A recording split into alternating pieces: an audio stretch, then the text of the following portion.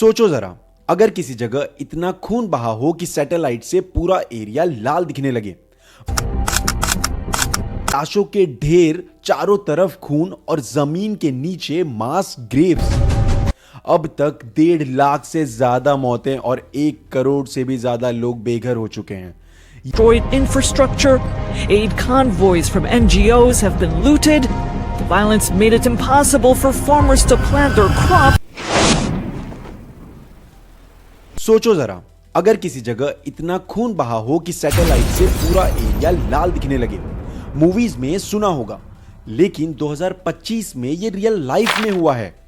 27 अक्टूबर 2025 को L university की humanitarian research labs ने सूडान के अल फशर शहर की सैटेलाइट इमेजेस रिलीज की।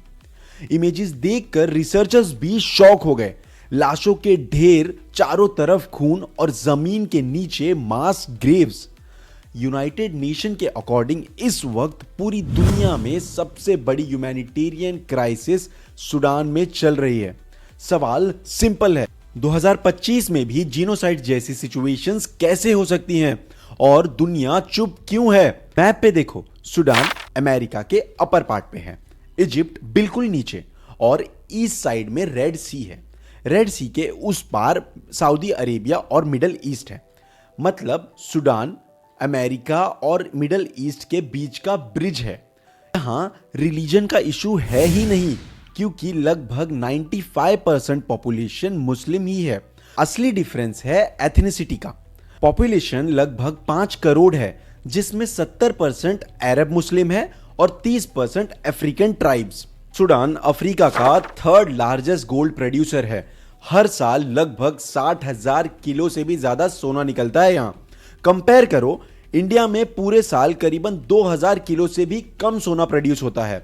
फिर भी सूडान दुनिया का सबसे गरीब कंट्री क्यों है? क्योंकि सूडान के 90% गोल्ड इलीगल तरीके से स्मगल हो जाते हैं। इसका फायदा किसको है? आर्म ग्रुप्स को वेपन्स के लिए पैसे यहीं से मिलते हैं और यहीं से पूरा मैश भी शुरू होता है। 1956 में सूडान को ब्रिटिश इजिप्शियन रूल से आजादी मिली और उसके बाद क्या हुआ?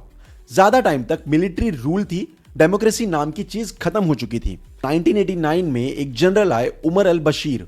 उन्होंने सिविलियन गवर्नमेंट हटा दी और लगभग 30 साल डिक्टेटरशिप चलाई। इन 30 सालों में corruption, poverty, civil war, inequality हर जगह थी और करीबन 2011 में कंट्री को 2 टुकड़ों में तोड़ दिया गया। साउथ सूडान अलग हो गया। कंट्री इतनी खराब हो चुकी थी कि 17 साल तक जीडीपी नेगेटिव ही रही। 2019 में फाइनली लोगों का गुस्सा फूटा। डिमांड सिंपल थी, हमें डेमोक्रेसी चाहिए। पूरी कंट्री में प्रोटेस्ट हुए, लेकिन ये प्रोटेस्ट हाईजैक हो गए।